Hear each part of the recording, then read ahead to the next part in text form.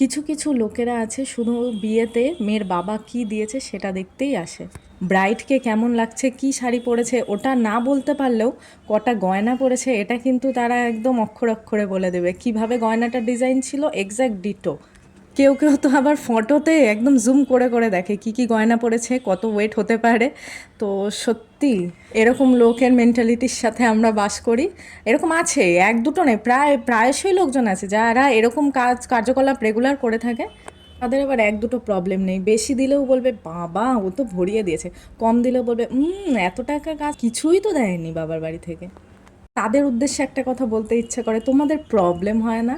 এত যে লোককে নিয়ে তোমরা পিএনপিসি করো, এত যে তোমাদের গয়না নিয়ে কিউরিসিটি, তোমাদের একটুকু প্রবলেম হয় না এসব করতে? তো এখানে খুব লাইট ওয়েটে জিনিসগুলো ছিল যেগুলোর জন্য রেডি হয়েছিল। এগুলো প্রতিটা কালেকশনই কিন্তু এনএস জুয়েলার্সে তোমরা পেয়ে যাবে। আজকে তাহলে আসি, টাটা, দেখা হবে নেক্সট কোনো ভিডিওতে।